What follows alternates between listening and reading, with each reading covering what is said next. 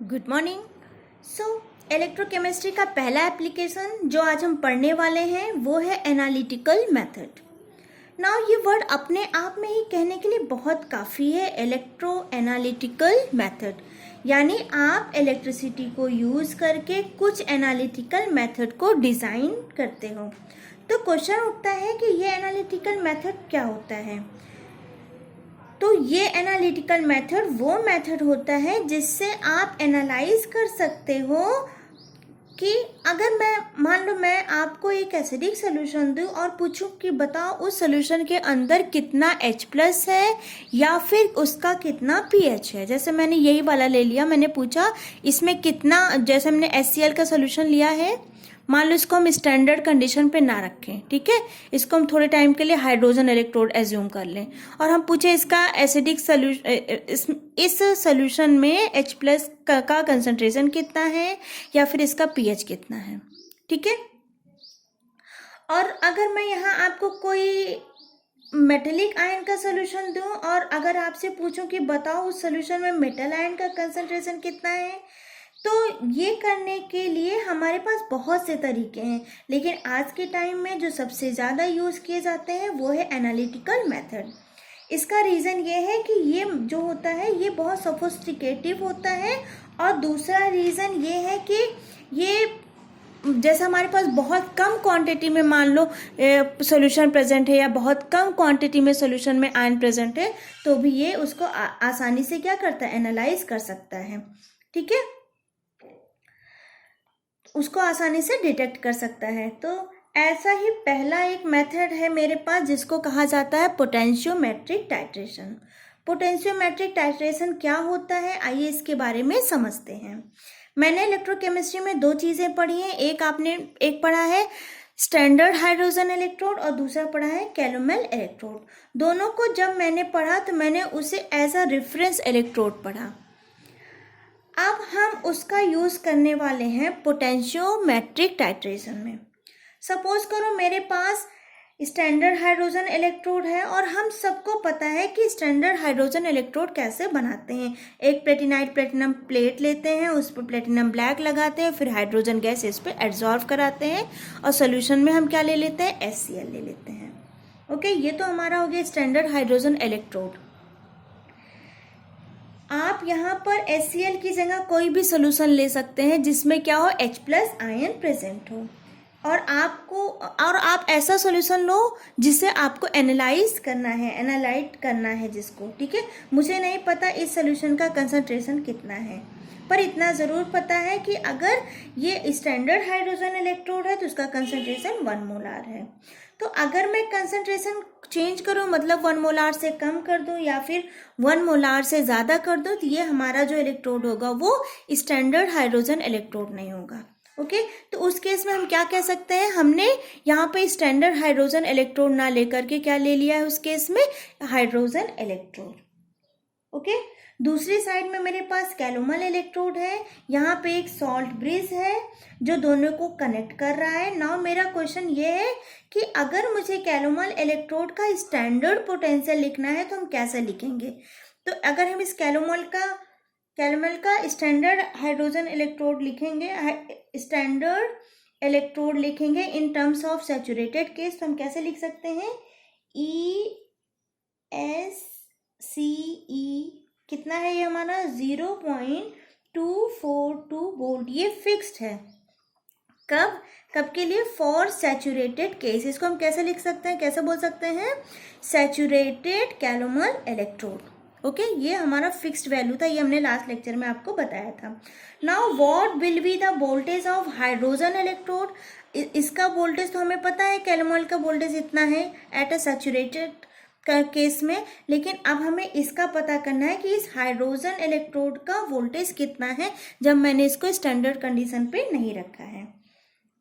मतलब it just a normal hydrogen electrode. तो उसको यूज करने के लिए जो नर्स इक्वेशन है उसको मैं कैसे लिख सकती हूँ, नर्स इक्वेशन को मैं लिख सकती हूँ, दिख रहा है, E ऑफ H क्या हो जाएगा, E0 of H2 minus 2.303 upon NF log to the base 10 Q। Okay, अब यहाँ पर रिएक्शन कोटेंट क्या है ये मुझे देखना पड़ेगा, स्पेशली फॉर हाइड्रोजन इलेक्ट्रोड। तो आइए हाइड्रोजन इलेक्ट्रोड का रिएक्शन लिखें। यहाँ पे क्या हो रहा है, यहाँ पे हाइड्रोजन कैसा काम कर रहा है, यहाँ पे हाइड्रोजन एज अ ऑक्सीडेशन का काम कर रहा है। तो मैं इसके रिएक्शन को कैसे लिख सकती हूँ, ये जो H2 है ये get converted into H plus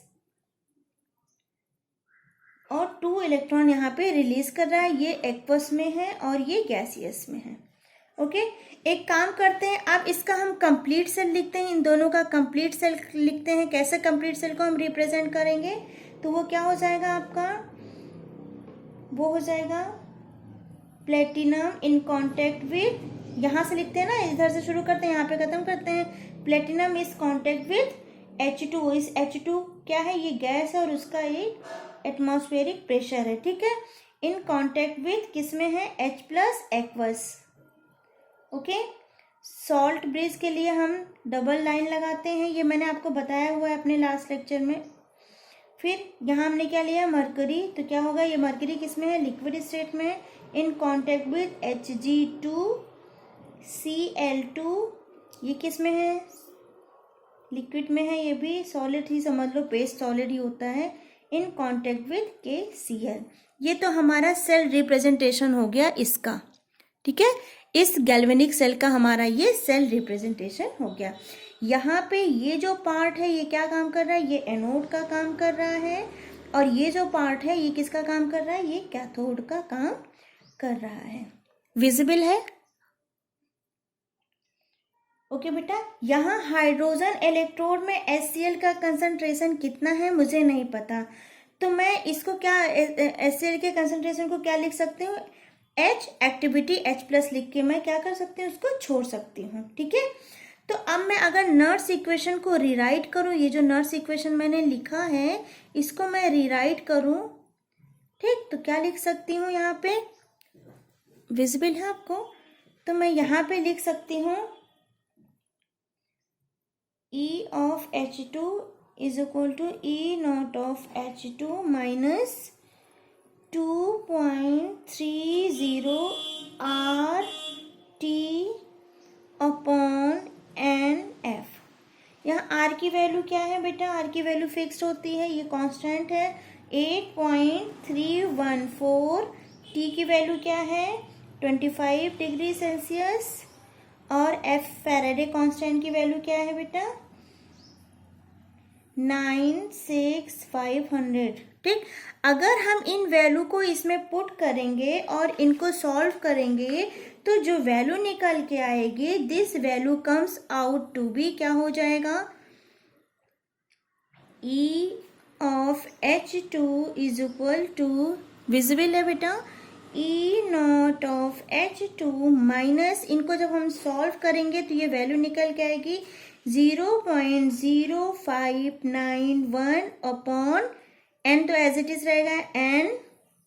okay, यहाँ पे मैंने लॉग नहीं लगाया है, लॉग टू द बेस 10, और कंसंट्रेशन हमारा कितना था H प्लस 2 H थे इसलिए हमने यहाँ पे 2 लिख दिया है, और यहाँ पे जो रिएक्टेंट का था वो क्या था, प्रेजेंस ऑफ हाइड्रोजन, ठीक है, प्रेशर ऑफ हाइड्रोजन। ओके, तो यहाँ पे हम क्या लिख सकते हैं, log to the base 10, same यही चीज लिख सकते हैं ना, यही उतार दें एज इट इज यहाँ पे H प्लस, क्योंकि ये प्रेशर है और H2 है तो इसको हम क्या लिख सकते हैं, 1 लिख सकते हैं, इसको छोड़ देते हैं, ठीक। अब यहाँ पे हमारा ये जो गैल्वेनोमीटर है ये पूरे सेल की वैल्यू को बताता है, ये क्या बताता है पूरे सेल की वैल्यू को, E of cell is equal to E of cathode minus E of anode in terms of reduction. और यहाँ पे all these are in terms of, ये वाली जो रिएक्शन हुई है ऑक्सीडेशन में हुई है, तो अगर मैं इस फॉर्मूले को, ठीक है, ये जो ऑक्सीडेशन में हुआ है इसको मैं इसमें टर्म चेंज करूँगी, ठीक है, जो एनोड है ये एनोड को हम इन टर्म ऑफ रिडक्शन में चेंज करेंगे तो यहाँ पे क्या हो जाएगा, यहाँ पे ये मैं इस साइन को चेंज कर दूंगी, तो जब मैं इस साइन को चेंज करूंगी तो यहाँ पे क्या हो जाएगा, ई ऑफ कैथोड कितना है, ई ऑफ कैथोड ये किसका था, मेरा कैलोमेल सेल का था, इसकी वैल्यू कितनी थी 0.242 वोल्टेज। तो मैंने एज इट इज उतार दिया। अब यहाँ पे ई ऑफ एनोड की वैल्यू कितनी है, ठीक है। तो ई ऑफ एनोड हमारा, इसको रिडक्शन के टर्म में लिखेंगे तो साइन चेंज कर देंगे तो ये क्या हो जाएगा minus E of H2। Okay, अब ये जो E ऑफ H2 की वैल्यू हमने क्या निकाली है यहाँ पे, ये देखो ये वाली निकाली, नर्स इक्वेशन से हमने E ऑफ H2 की वैल्यू यहाँ पे निकाली है। ओके, तो इस वैल्यू को हम यहाँ पे पुट अप करेंगे। अच्छा, जब ये ब्रैकेट खुलेगा तो ये माइनस माइनस क्या हो जाएगा प्लस, तो प्लस करके हम ये जो E ऑफ H2 की वैल्यू है, ये जो नर्स इक्वेशन से हमने निकाली है, वो हम यहाँ पे पुट अप कर देंगे। जब हम यहाँ पे पुटअप करेंगे तो एक चीज देखेंगे, यहाँ पे ये जो 2 है, ये जब हम इसको इधर लाएंगे तो ये इस वैल्यू से क्या हो जाएगा, मल्टीप्लाई हो जाएगा। और यहाँ पे n की वैल्यू कितनी निकल के आ रही है, कितने इलेक्ट्रॉन यहाँ पार्टिसिपेट कर रहे हैं, 2 इलेक्ट्रॉन। तो यहाँ पे हम क्या लिख देंगे 2, तो ऊपर भी 2 हो जाएगा, नीचे भी 2 हो जाएगा, ये दोनों एक दूसरे से क्या हो जाएंगे, कैंसिल आउट हो जाएंगे। फिर जब हम इसको सॉल्व करेंगे तो हमारी ये वैल्यू आएगी। और हमें पता है जो minus log to the base 10 होता है उसको हम क्या लिख सकते हैं, pH। क्या लिख सकते हैं उसको हम, pH। तो जब हम इसको सॉल्व करेंगे minus log to the base 10 की जगह हम क्या लिख सकते हैं, pH। तो हमने यहाँ पे pH लिखा। फिर जब हम इसको सॉल्व करेंगे और pH हम इधर ले आएंगे तो हमारा जो फॉर्मूला निकल के आएगा वो क्या हो जाएगा, वो हमारा फॉर्मूला कुछ इस तरह से हो जाएगा। क्या हो जाएगा, pH equal to E of cell minus 0.242 upon 0.0591। Okay, तो ये जो फॉर्मूला निकल के आया है, ये फॉर्मूला हमारे लिए बहुत ज़्यादा हेल्पफुल है। कैसे, मान लो मेरे पास एक अननोन सोल्यूशन है और मुझे उसका pH पता करना है, मुझे नहीं पता वो उस सोल्यूशन का एसिडिक स्ट्रेंथ कितना है, ठीक है, वो 1 pH का है कि 4 pH का है कि 3 pH का है कि 10 pH का है, आई डोंट नो। क्योंकि pH मुझे आयन का एसिडिक स्ट्रेंथ, pH से ही मुझे आयन का क्या होता है, एसिडिक स्ट्रेंथ पता चलता है। तो मैं उस अननोन सोल्यूशन को लूंगी और हाइड्रोजन इलेक्ट्रोड के साथ क्या कर दूंगी, अटैच कर दूंगी। ओके, मेरे पास यहाँ कैलोमल इलेक्ट्रोड है जिसका वोल्टेज फिक्स्ड है। क्या फिक्स्ड है, 0.242 वोल्ट, ठीक है। अगर वो सैचुरेटेड सोल्यूशन है और उस सैचुरेटेड सोल्यूशन का वोल्टेज हमने क्या कर रखा है, फिक्स कर रखा है, ठीक। जैसे मैं इससे अटैच करता ही हूँ तो जैसे ही मैं अननोन सॉल्यूशन को इस हाइड्रोजन इलेक्ट्रोड से अटैच करती हूँ तो मुझे सिर्फ चेक ये करना है कि ये जो गैल्वेनोमीटर है वो कितना ईएमएफ प्रोड्यूस करता है। वो जो भी ईएमएफ प्रोड्यूस करेगा वो ईएमएफ हाइड्रोजन के कंसंट्रेशन के रिस्पेक्ट में होगा कि हाइड्रोजन का कंसंट्रेशन कितना है, उस हिसाब से वो ईएमएफ निकल कर आएगा। ओके, अब ईएमएफ की वैल्यू को मुझे यहाँ पे क्या करना है, सब्स्टिट्यूट करना है। कहाँ पे सब्स्टिट्यूट करना है, ये जो फॉर्मूला निकल के आया है इस फॉर्मूले में जो ईएमएफ हम यहाँ पे अननोन सॉल्यूशन लाके रखेंगे और सेल को स्टार्ट करेंगे तो ये गैल्वेनोमीटर जो ईएमएफ प्रोड्यूस करेगा उस ईएमएफ को हमें लाके यहाँ पे पुट अप करना है। तो पुट अप करके जब हम इसको सॉल्व करेंगे तो हमें किसी भी अननोन सॉल्यूशन का पीएच आसानी से क्या हो जाएगा, पता चल जाएगा। तो इसी प्रोसेस को हम बोलते हैं पोटेंशियोमेट्रिक टाइट्रेशन। Thank you.